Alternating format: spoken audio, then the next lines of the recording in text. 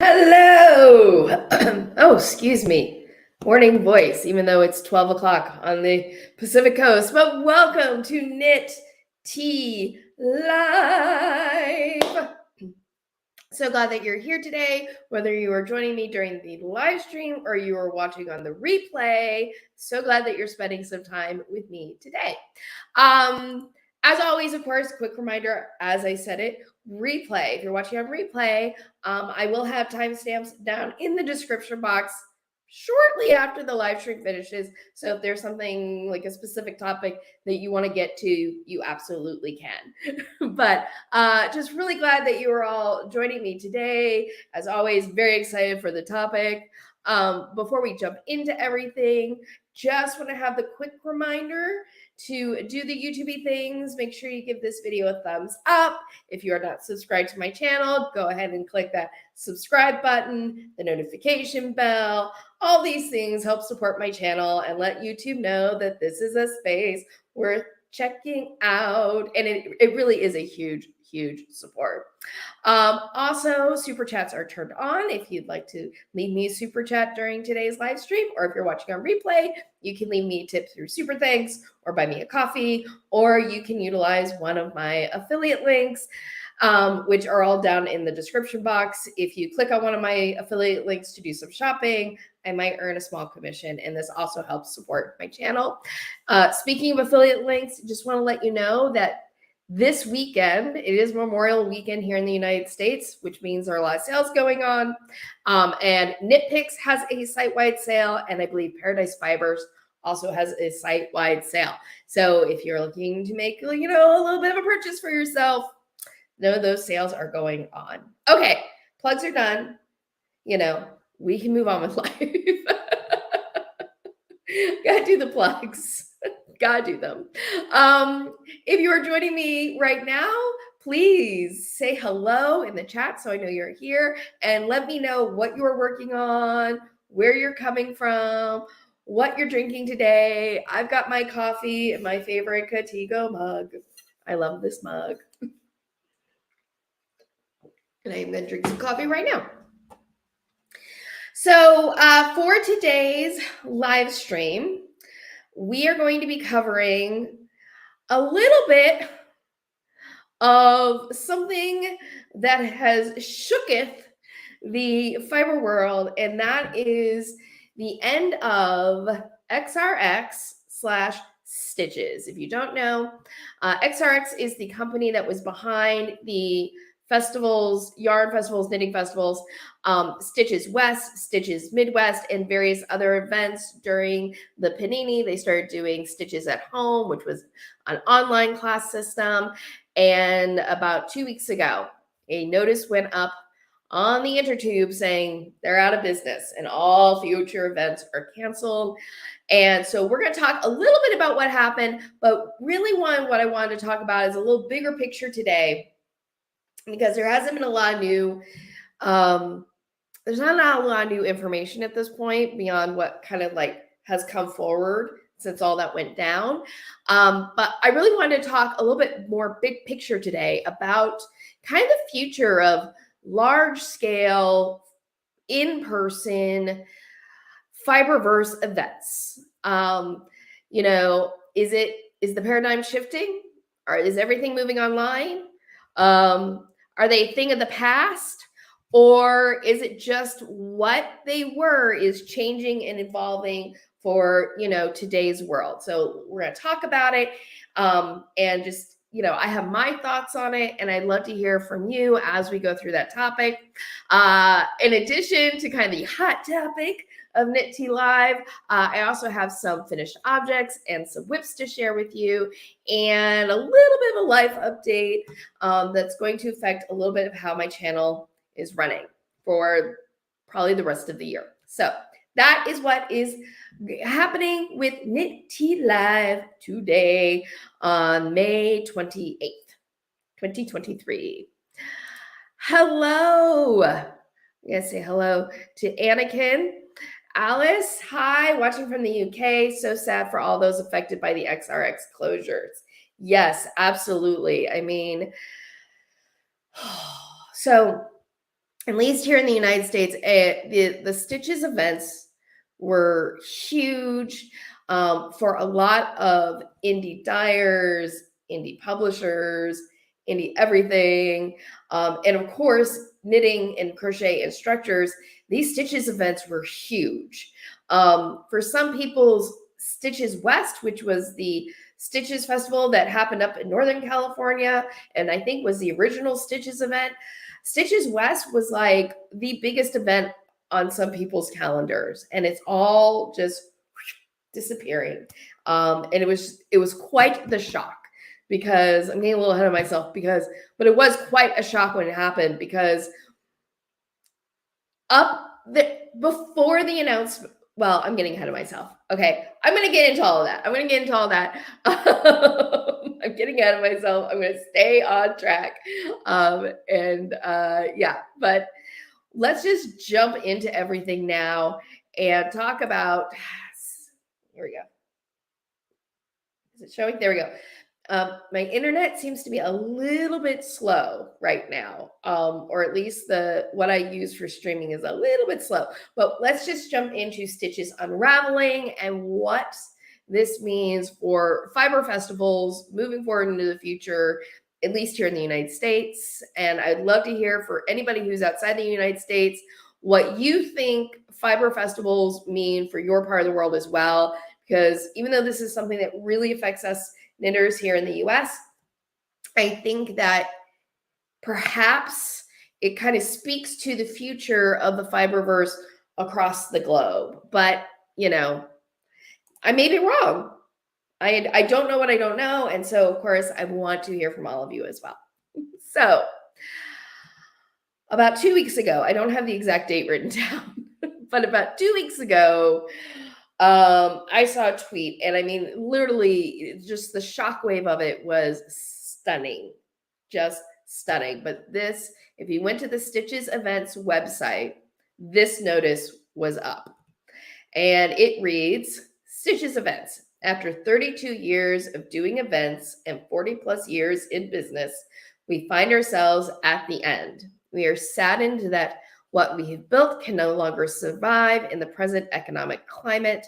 As of today, XRX Inc. no longer exists. We want to thank you for the friendship and support that so many of you have given us. It's been a wonderful ride, but all good things, ... How very millennial or Gen X to just go ellipses. I know I do that all the time. Anyway, the company is officially in the process of being dissolved. Per our bankruptcy lawyer's instructions, all our accounts have been closed and all of our future Sttiches events and projects have been canceled. For those to whom we owe money or have credits with us, you will be contacted in the near future. Sidebar, that's very vague. Near future, via mail by our lawyer. We will be liquidating all business assets to go into a trust account that will then be used to pay back creditors as is possible. As is possible. Oof. As is possible. 3 little words can mean a whole lot. But anyway, please don't contact us directly. Per our lawyer's advice, all communications will go directly through him. Except, as you will see by the end of this, they never give their lawyer's contact information. We're sorry we couldn't make it work. Please believe us when we tell you we tried. We wish you success and happiness in all your future endeavors. Thank you, XRX Inc. Management. So that was their statement. And I mean, the confusion almost the day this went out is hard to explain if you weren't kind of watching it unfold live through Twitter and Demon Trolls on Ravelry and various other forums. Like, it was just sort of shocking because the day before this announcement went up, Stitches at Home, which was their online class system, had a class. The teacher who taught this class tweeted, "I just taught a class yesterday and I haven't been paid." I'm summarizing, that's not a direct quote. At least a couple of weeks before this announcement came up, Stitches XRX Inc. was reaching out to vendors asking them to book booths for events happening next year in 2024. Teachers were booked for events that were happening this year. Sttiches West had already happened in 2023, but upcoming events like Sttiches Midwest, which is huge, and Sttiches SoCal, which happens in November, were on the books. Teachers were booked. Vendors had booths booked for these events. And suddenly, all of it canceled. Everything just canceled out of the blue, which I know for a lot of people that's going to seem really hinky, kind of shady, but that is not uncommon for when a corporation shuts down and is possibly, it's a little up in the air right now, whether XRX is going to be officially filing for bankruptcy or not, because so far there has been no bankruptcy filing that anybody can find, and that is generally public information. But anyway, be that as it may, it usually is that drastic and that sudden, where suddenly like one day there's a business and the next day there's no business, and like people may have known that a business was struggling. In some ways, the shock was just sort of the immediacy of Sttiches West coming down and everything being canceled suddenly. But there had certainly been rumblings that there had been struggles. When Sttiches West happened this year, I know for one teacher, Amy Snell, who attended it, but certainly there was chatter in the online fiber space that Sttiches West just didn't seem to be doing as well, that the marketplace was really quiet, that it wasn't as active as it had been in years past, that the usual big vendors weren't there anymore. People were saying they may not even bother vending next year at Sttiches West. So there was certainly a feeling in the air that XRX/Sttiches was sort of struggling, but they were also, still had on the books, still planning these events for next year. So it was still quite a shock. And the real shame when something like this happens so suddenly is, especially in the fiberverse, where so much of the fiberverse is built on very small micro businesses and such, is just how devastating this is, because there are so many, excuse me, I have to clear my throat for a second. There are many indie dyers and local LYSs and various small businesses who have booth fees tied up in these future events that were suddenly canceled. Some of them put those fees on credit cards and are working on getting chargebacks so they can get at least refunded their booth fees from their credit card. But some, because oftentimes these sorts of festivals will offer a discount if you pay in cash, paid in cash or by Venmo or such. And they have to rely on the possibility that there are any funds to refund them. And the sad truth is that many of them are just going to be out. They'll never see those booth fees return. Then you have instructors whose their income rely on these sorts of events and teaching these classes, and suddenly they have huge holes in their schedule. And if they're not teaching a class, that means they're not getting an income. And so they're trying to have to scramble to fill those spaces. And some of them had future classes already booked. And suddenly it's like for the customers, the knitters, who so many had already booked flights, hotel rooms, paid for classes. Many of them are putting in claims for chargebacks to try to get that money back and cancel those plans. But still, there are going to be people who just attend these events who are going to be out, a not insignificant amount of money. It's just like a really big deal that this happened at all. I'm kind of skipping ahead a little bit, but I do want to mention that as the fiberverse tends to do when crisis hits the community, there's a lot of quick rallying around that happens. And already on Facebook, there's a Facebook group, it's public, called Screwed by Stitches. And somebody on that forum has put together a list of vendors who've been adversely affected by all of this. So if you want to show any of them some support, down in the description box, there's a link to a Google Sheet that has links to those vendors if you'd like to show them any support. And if you check out that Facebook group, or you go on Ravelry with Demon Trolls, or Demon Trolls Reddit group, DeRavelled Trolls, you can also find a lot more information.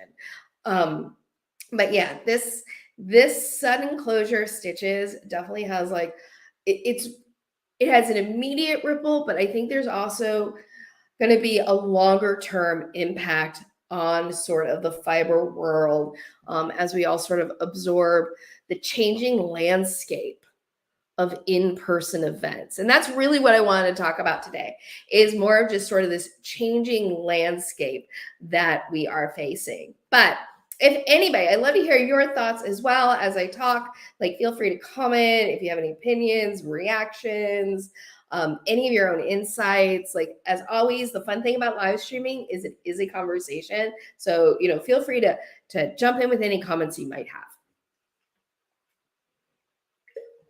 But I definitely want to kind of give that sort of lay of the land of what happened with Sttiches, sort of the immediate after effect of it, and what really a big deal it is. And I'm sorry, I'm just going to sorry, I'm a professional and I needed to add something and make sure I spelled it correctly. There we go. Okay, changing banners. This is how, when I'm really good and on top of things, I put up banners in the corner, and that's how I'm able to do timestamps more quickly. Because yes. So future festivals. What are the future of yarn, knitting, crochet festivals? Do they have a future in the real world space? Are we seeing kind of the slow, I hate to say death, but the slow decline of festivals? Because there was a period of time where these festivals were a huge big deal. I mean, at the height of Sttiches, like Sttiches for a weekend each day would have 40 to 50 classes going on at once. Like, these were really big events that went on. And I think there's a lot of reasons that we have starting to see a decline in these sort of in-person events. Like, obviously, the pandemic is going to play a big role, but not just the immediate. Like, when the pandemic happened, a lot of these events had to be canceled for the year. But I think that sometimes what we forget about with that sort of thing happening is that the way a major event kind of changes people's activity habits, if that makes sense. Like, people a lot of times would go to these events like every year or every other year, and suddenly it's not there and you miss a year. And then how you start going about approaching your craft and finding resources and learning shifts and changes, and you never really go back to the old way. And it's going to seem like kind of an odd, probably, parallel, but it sort of reminds me of soap operas. Hear me out. In the United States, soap operas were huge for the 80s and 90s. And then a major event occurred, and that was the O.J. Simpson trial. And the O.J. Simpson trial was wasn't the first, but it was one of the first major trials that every single day was broadcast. And it aired during the day, and it disrupted soap opera scheduling. Like, soap operas weren't seen and people weren't watching soap operas. And after the OJ trial was over, people's viewing habits changed and they stopped watching soap operas because of that significant amount of time that they just stopped they weren't available to watch. And so their viewing habits changed and they never quite went back. And soap operas have never had the same heights since that era. And you really can go back to the O.J. Simpson trial and say that's the reason why. And it feels like maybe there's a little bit of that effect happening with these festivals, where people's viewing attendance habits are changing because there was this long period of time where they just couldn't happen in person, and things changed to doing classes online and doing more events online and getting more of of knowledge and everything from online sources simply because that's what was most easily available for a good year. Anyway, it's a theory, but there's more to it than that, of course. Sorry, I got to go back to, I have an outline, believe it or not, so that I don't go totally off course. So,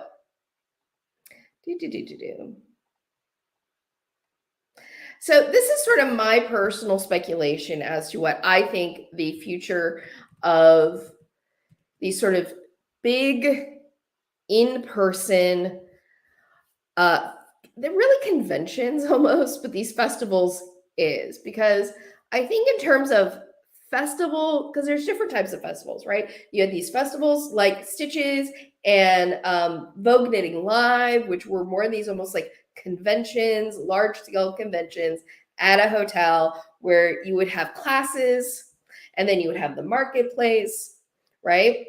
But it would all kind of be happening inside the hotels and larger convention like spaces. But then you have things like wool and sheep festivals, like Rhinebeck and Maryland Wool and Sheep. And I know there's a wool and sheep festival up in the Pacific Northwest. There's a smaller wool and sheep festival in New Hampshire. There's various wool and sheep festivals that happen locally. So you have events like that that are more outdoor. They're almost like more like a county fair feel to them.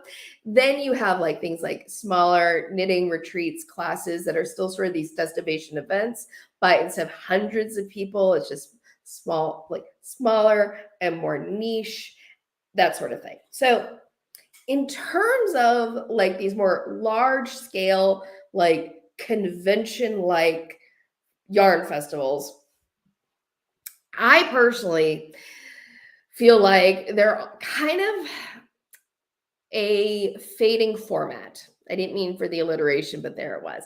I personally think they're kind of a fading format. I think for several reasons. Some of them have to do with current economic climate. Some of them have to do with the pandemic, like I kind of touched on earlier. But I think some of it also has to do with the changing landscape of publishing, which you might be going, why would that matter? Why would publishing affect these events? Well, because the truth of the matter, the fact is, a lot of these things like Sttiches and Vogue Knitting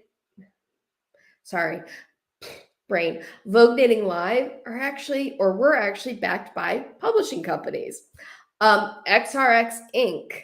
used to be a publishing company. Actually, the way it all really started was as a yarn store.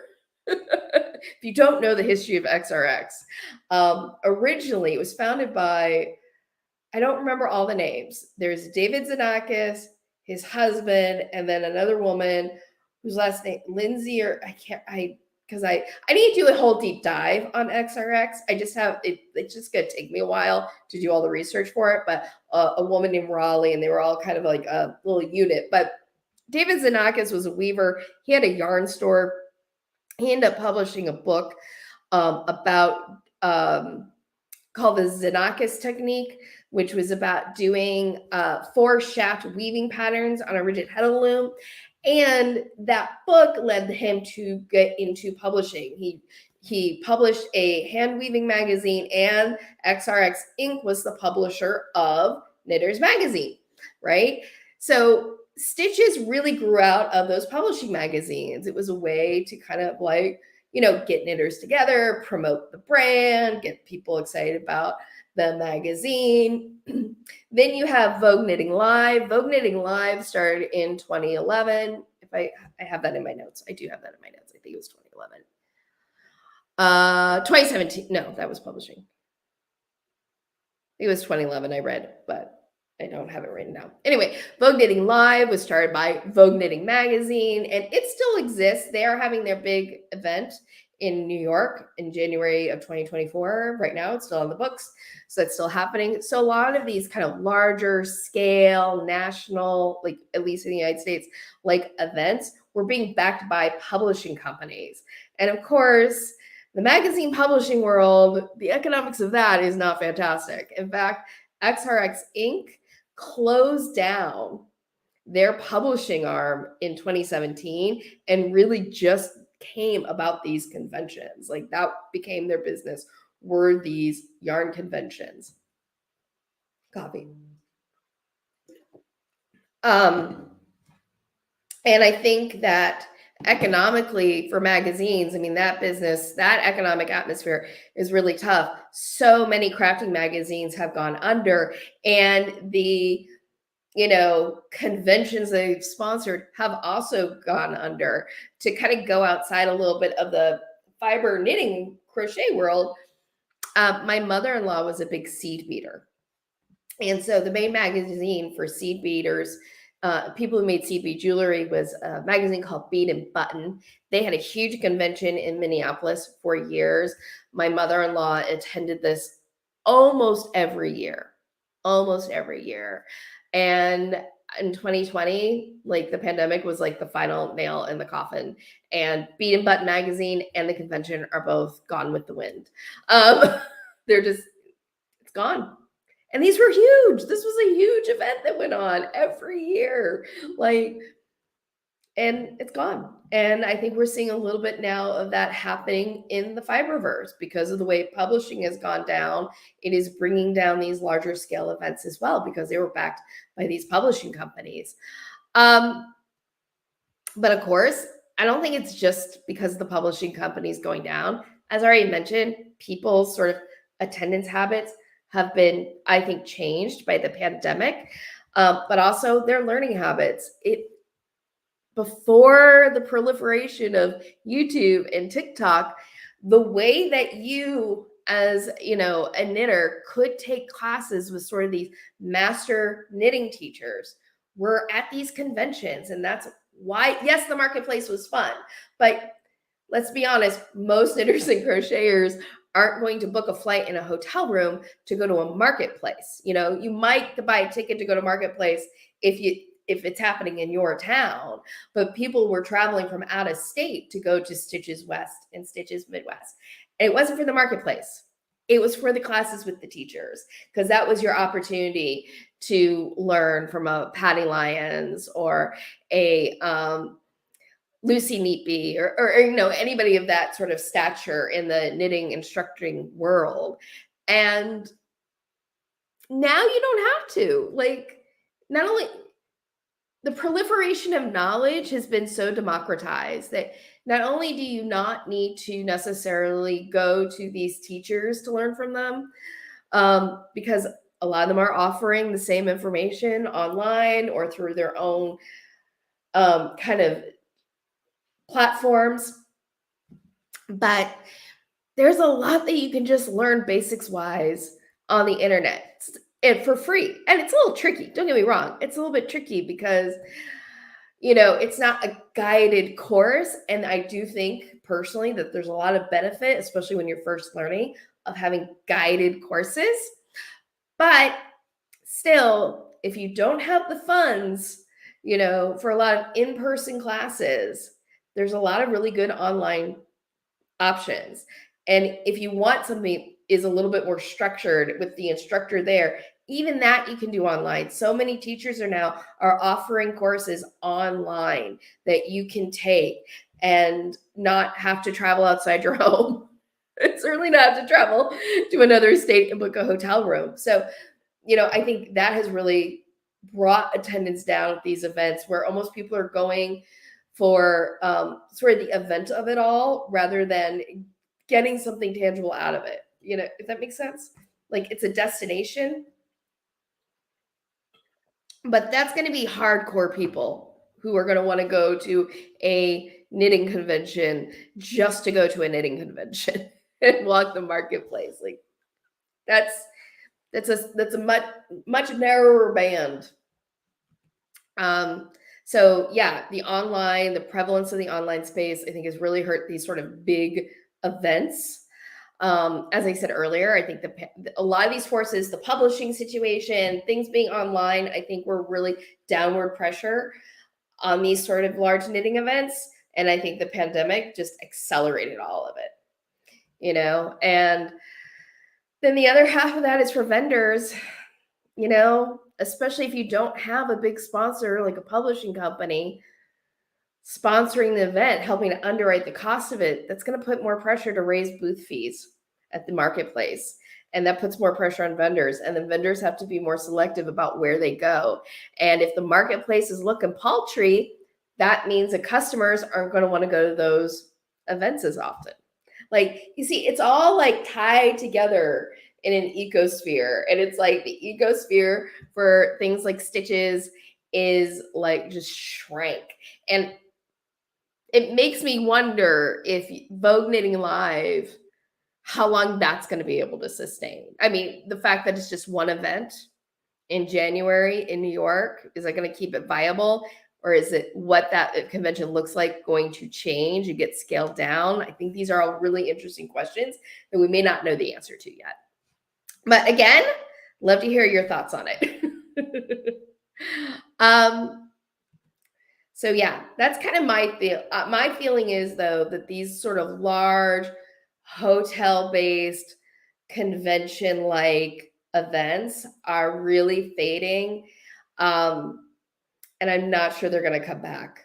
Like, I think if they do come back, it's going to be a much smaller scale. And I think it's going to be a much more localized event put on by local people who want to do this for locals who can sustain that sort of thing. And those sorts of events do exist. For example, and this is something I just learned because of this whole Sttiches fallout. In Dallas, there is a very large yarn festival that's put on by the local yarn store community in Dallas. They actually have two big events. They have like a convention, and then they have like a yarn crawl. And it seems to still be doing very well.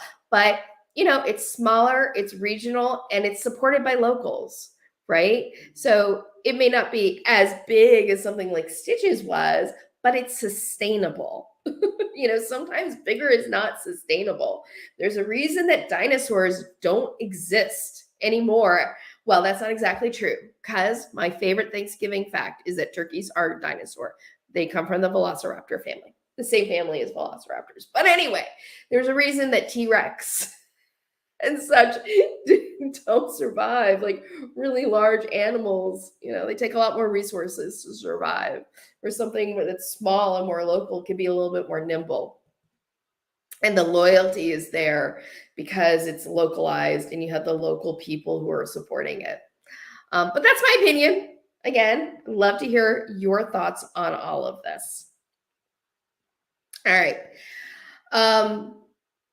So yeah, I think it's a little bit of a gloomy picture for large scale national events. At the same time, I do think there is like sort of a glimmer of hope for in-person events, and that's wool and sheep festivals. Like, those seem to, at least attendance-wise, wool and sheep festivals seem to be going strong. Last month was the Maryland Wool and Sheep Festival, and by all accounts, attendance was much larger than expected. They had really lovely weather. People turned out for it. One person, I forget on which forum, said that they had, like, Maryland Wool and Sheep had sold out their tote bags by Saturday afternoon. So that was a very well attended event. Rhinebeck last year did very well, it seems like. One person I saw on Twitter, I think it was Twitter, maybe it was Mastodon, doesn't matter, was saying that a smaller local wool and sheep festival in New Hampshire had larger than an expected attendance. So it seems like these wool and sheep festivals are doing pretty well. And in some ways, I get it, because A, it's an outdoor event.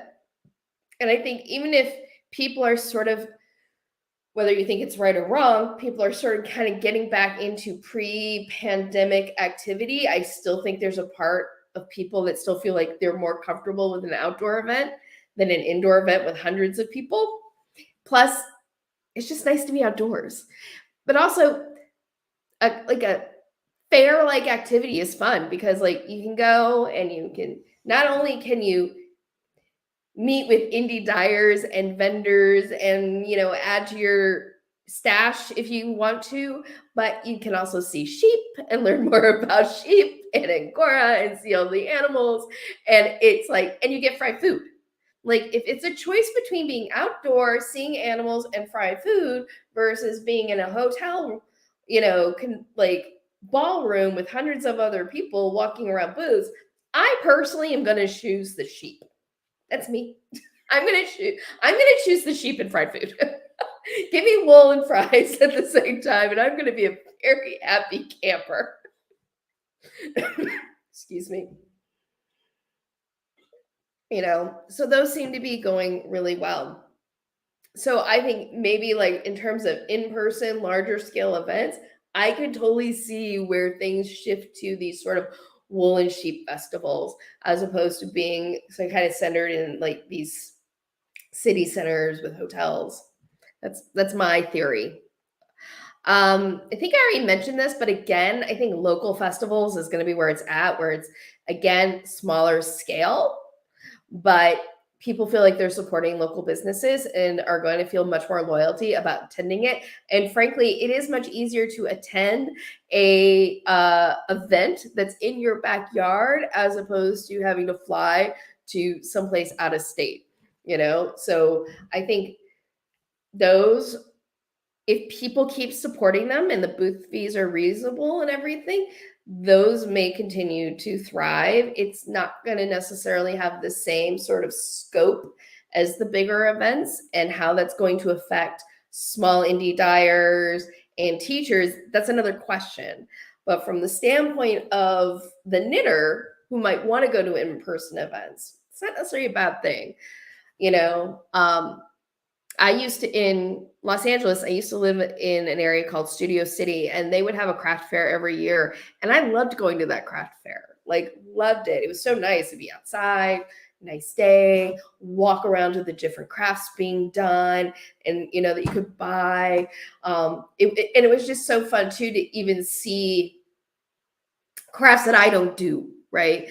Other things that people are making outside of my little niche. Like that's a lot of fun. And those sorts of things are, I think, great and will hopefully continue, because it's good to see local artisans in a world where so much is mass produced and being done, and by mass and being done like at like very low wages. It's nice to see artisanal, handcrafted things and know like, wow, people all across the world are really capable of making such amazing, beautiful things. Not everything has to be found on Shine or Temu or wherever. Anyway, I digress. And finally, one last thing that I think is going to be interesting to see is that already there has been a move, I think, by instructors to sort of have their own business and retreats. I know Patty Lyons does a retreat every year called Affinity. I have it linked down below in the description box, but she has that. There are other instructors who do retreats or do kind of yarn tours in different parts of the world. In fact, Vogue Knitting, in addition to their Vogue Knitting Live, Vogue Knitting has their kind of Vogue Knitting destinations where they do like cruises and stuff to like Scotland and the Scandinavia area and different parts of the world. They're like knitting cruises, and those things are still going on. And again, I feel like those smaller, more intimate retreats have a lot more appeal than sort of the large scale convention, at least to me, right? I like the idea of just being with like a smaller group of people who are really into it rather than kind of fighting through a crowd. But again, that's me, and I don't love crowds. So I've always been like for the smaller thing anyway. But I do think it's more sustainable at the same time. I think it's more sustainable having like a smaller retreat for people to go to and have a more intimate experience with other, makers and the instructors. Although that being said, I do think it's kind of interesting. And this just sort of occurred to me. And I'd love to hear anybody's thoughts on it who has a thought about it. But, there's sort of this generation of instructors that we have right now, like, nationally known instructors who were really kind of became prominent because of things like knitting magazines and and these conventions. And I'm kind of curious, as we get into a younger generations, how that's going to play out. Who are going to be like the next generation of sort of these well-known master teachers? And is it going to be based again in sort of in-person events, or is it going to be based more in online spaces like what I do? Jillian, hi, so glad you're here, Evie. Let's see, show. Oh, it's being so slow today. Hi, I'm catching up. Yesterday, I accidentally wandered into a yarn conference that I didn't even know was happening. I was at the convention center for a different reason. Oh, that's amazing. See, small local events going on. Because I know generally where you live, Evie, and I'm wondering if it was like, because somebody the other day was tweeting to me or saying to me on some platform, I don't remember which one, on some platform, I'm on so many, that like, and they were mentioning a yarn convention in like the I think it was the Kansas City area. And I was like, ooh, I am kind of interested in that. And it's what got me thinking about these sort of smaller local events that maybe you don't know about because they're not in your backyard. But I would love that. It would be so fun to stumble across a yarn convention. Hello, Bear. Welcome. So glad you're here right now. Hi, Carrie and all the chatty folks. Thank you for joining me. Oh, but yeah, that's sort of where my thoughts are at in terms of this, the sort of the future of yarn festivals. I think that it's really going to move towards more local, smaller, and outdoors. That's my feeling, is like local. Yeah, that's what my theory is. I'm trying to think if there's anything else I wanted to say.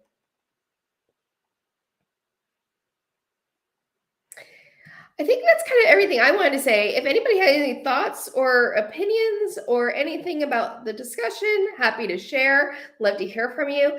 Otherwise, I think I'm going to, oh, it was in Milwaukee. Okay. Show. Evie. It is so slow today.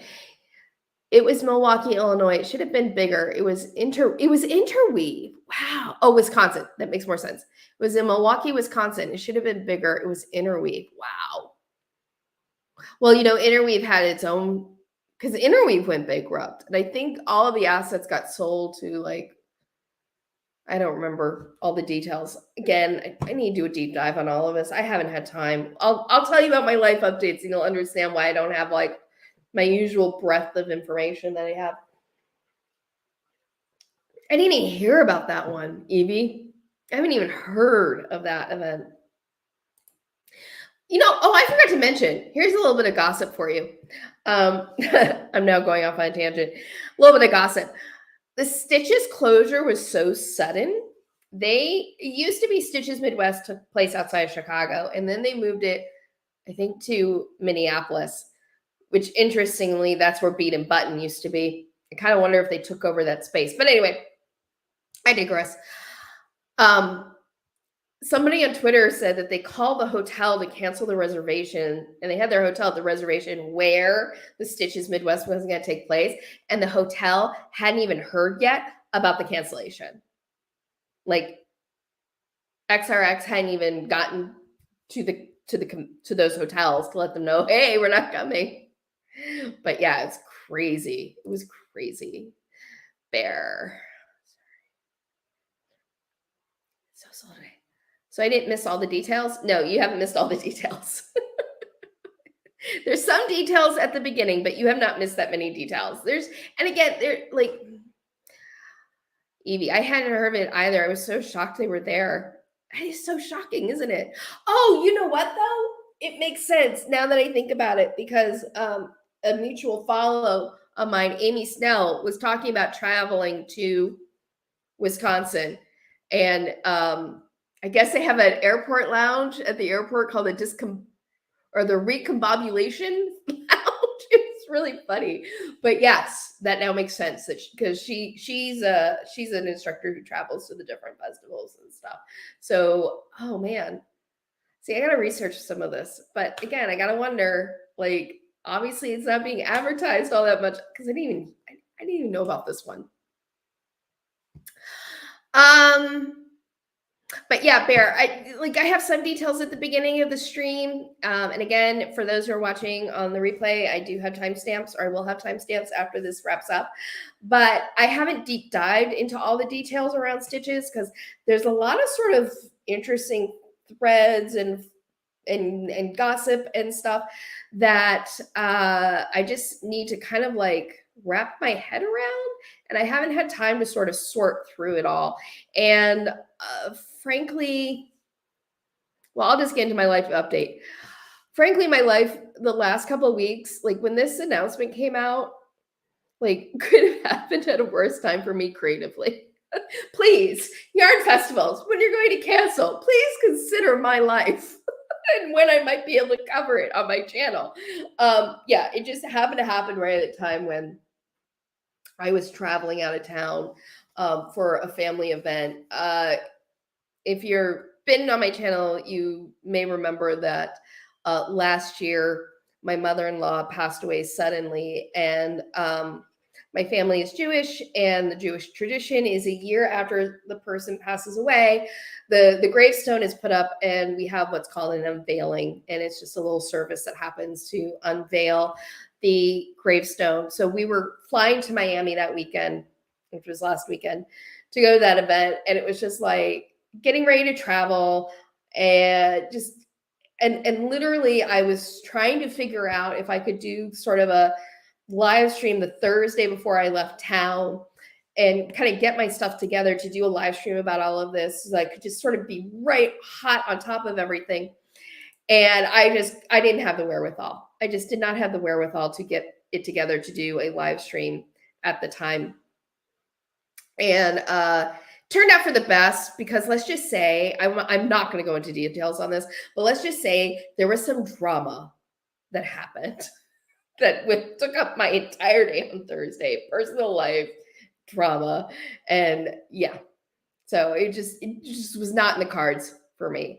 And I just haven't had time, even since I've gotten home, because my other life update is I have started a new show, for me anyway. So I have a new paying gig that started this past week. So that means, I love YouTube. I would love for this to be my paying gig, but it's not. And that means I actually have to work. If you don't know, I work in reality television. Excuse me, burp. And I have a new job that started this past week. So it was like I literally prepared for this trip to Miami emotionally and everything, and then got home, and then on Tuesday started my new job. I got home on Monday. Tuesday I started my new show. And what this means for my channel moving forward is I'm not exactly sure yet, because how it's going to affect my upload schedule and my live streaming schedule, because I actually have gotten a promotion, and that means I have more responsibility. So, I've got to refigure out my balance of everything. At this point, my hope is to still continue kind of doing one live stream a month, and then at least one upload a month. And I'm hoping I can keep to that for the rest of the year, because I love my channel and I want to keep it going and I want to keep it growing. And so, yes, that is what is going on with my life. How it sort of fit into this whole like Sttiches thing exploding when it did. It was just like, I just don't have time. So yeah. Thank you for the hugs, Evie. I appreciate it. Like my mother-in-law was so special to me. I love her so much.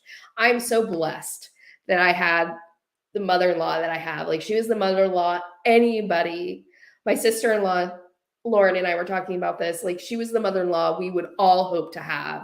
And like, we bonded over being makers. Like, she did knit, and I have a few of her unfinished projects that I'm going to be finishing up in her honor. But she was a seed beater. She introduced me to seed beating. making things is what we bonded over. We once, my father-in-law was an accountant, and he used to be an accountant for one of the cruise lines. And when he retired, they gave him as a present a transatlantic cruise. And so they invited me and my husband to go on the cruise with them. And like if you've ever taken a cruise, like every single day, there's like a craft class. And so my mother-in-law and I, that's what we did. Like we'd go have lunch, and then we would go take our craft class together. And I mean, it's just like such special memories. And I'm just really lucky that I have that with her. And I'm just very fortunate. So sorry, we went on a bit of a tangent, but I love my mother-in-law, Susan, so much. And every time I sit down to make things, I feel like she's with me every time. So even if I get a little teary, I'm very happy to talk about her. So, but thank you for the hugs. So I have some congratulations. Thank you for the congratulations on the show and the promotion and everything. We'll see how it goes. You know, more money, more problems. Ain't that the way?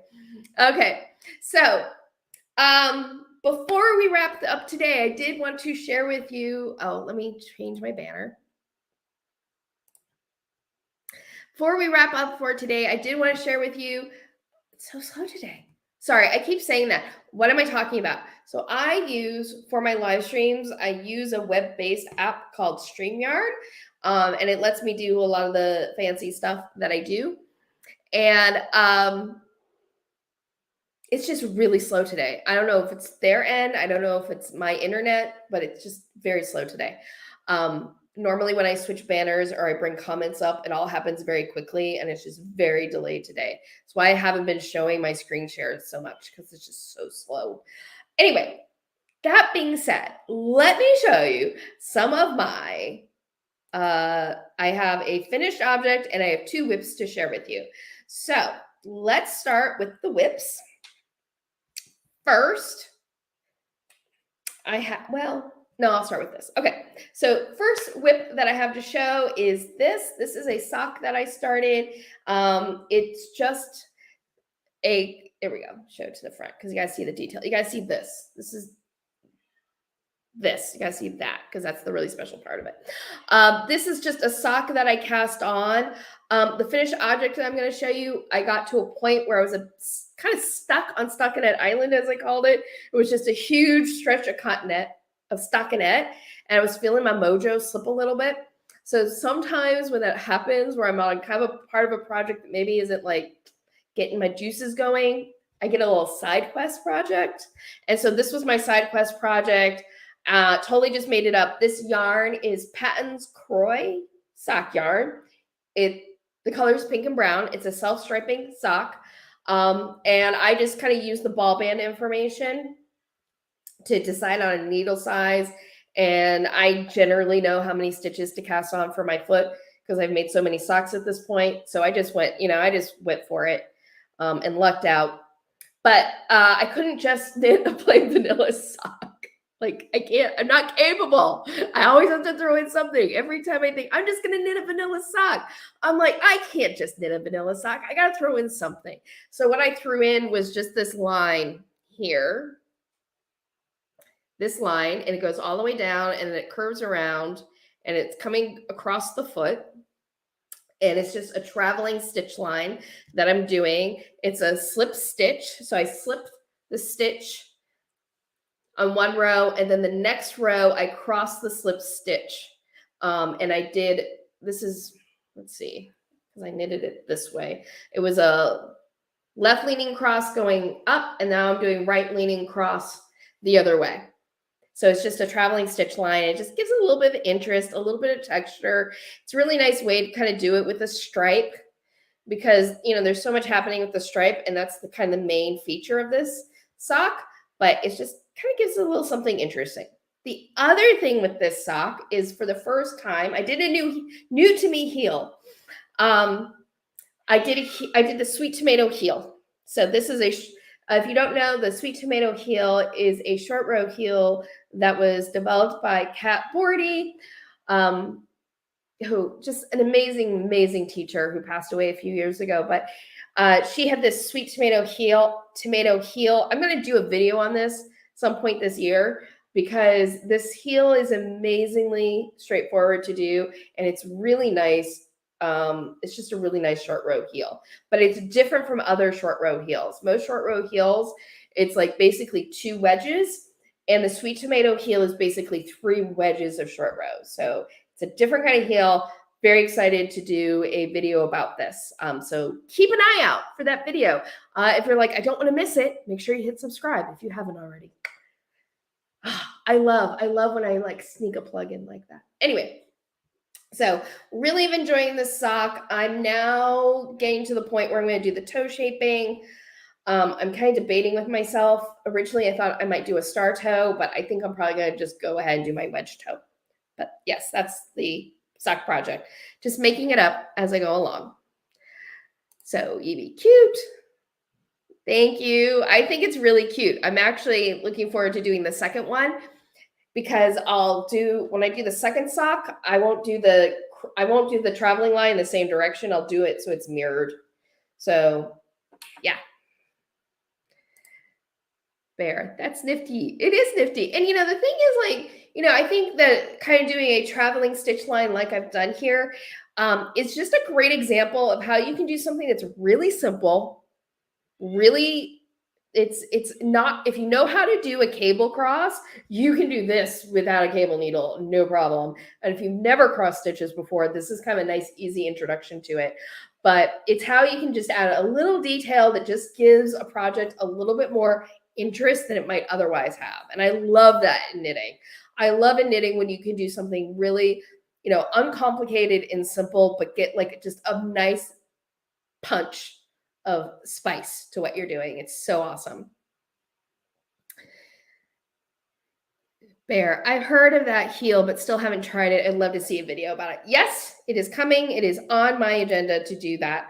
I need to work up the sample because trying to do demonstration on fingering weight yarn is like not, I need to do a worsted example so you can actually see what I'm doing. So that is one project. I've also cast it on. If you remember from the beginning of the year, I have sort of my pattern goals for 2023. I matched patterns with yarn so I could do some stash busting for 2023. I casted on my next planned project because I had done the s'mores cowl, have a whole video on it. I had done, you know what, I'm just lucky these happen to be sitting here. I had done the March flowers. There we go, March flowers. And I've talked about these on different live stream. So I'd done these. My other finished object, which is behind me, is another one of these projects. But I've casted on my next planned project for 2023, and that is the Golem hat by Woolly Wormhead. In fact, I'm mid-row, I just realized. I had to kind of put this down while I was traveling. But hopefully you can see it because it's a little dark. There, I'll get right up to the light. But this is it. You might remember when I was talking about I did a video where I went through my options for my 2023 stash busting projects. And I was debating whether to do this hat, this Golem hat, with this dark teal and red, or to do a denim blue in this red. And a lot of you, and you almost convinced me, said do the denim blue and do another hat in the teal. Well, I went to go cast on this project, and I just kept looking at the 2 yarns, and I just couldn't bring myself not to do this dark teal and red together. And I am so glad I made the choice. Look how fabulous that looks, those reds and those blues together. So, so great.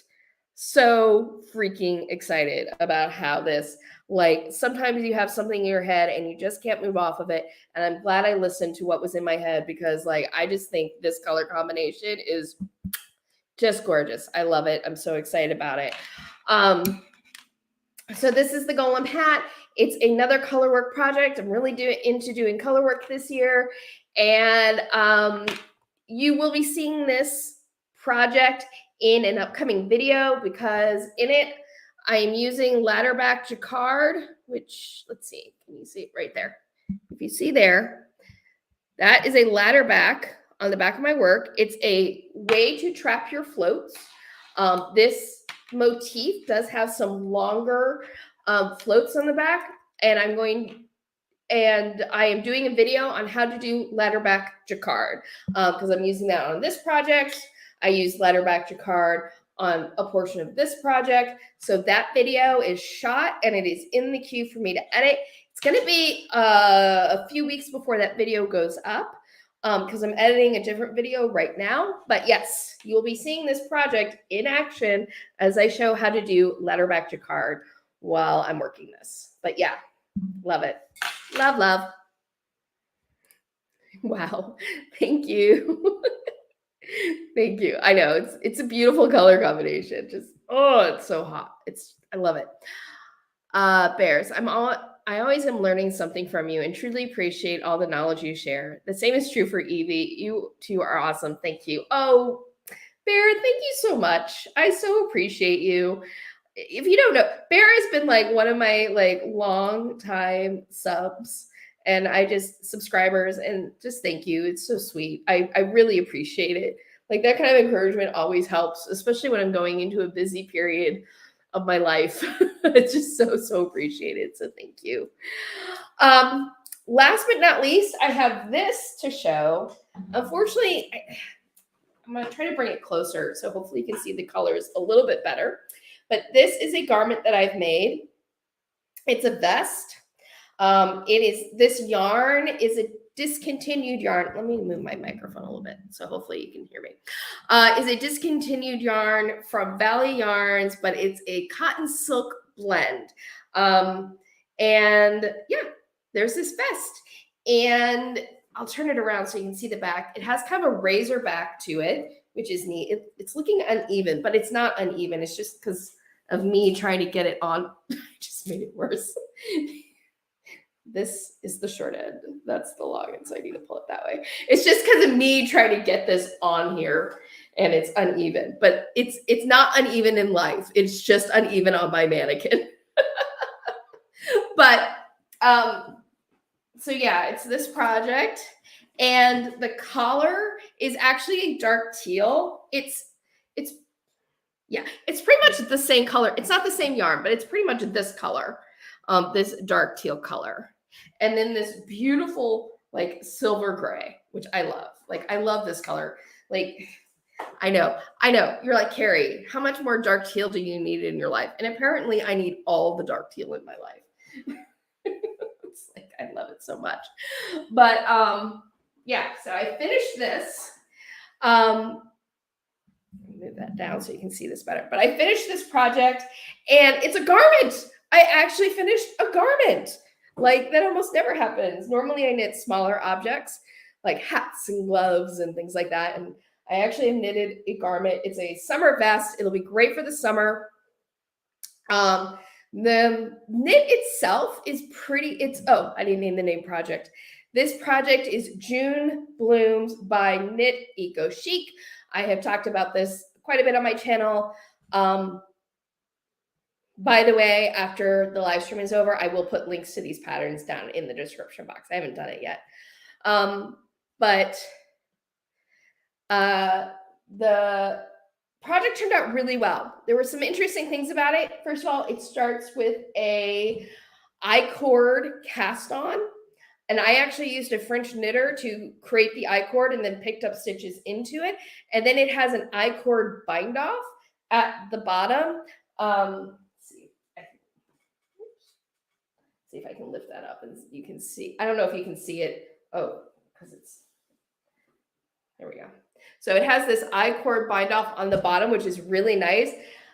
It's funny. I don't love doing I-cord cast-ons, but I kind of enjoy an I-cord bind-off. Yes, they take a little longer to do, because to do an I-cord bind-off, you have to cast on additional stitches because you're basically knitting an I-cord along the edge.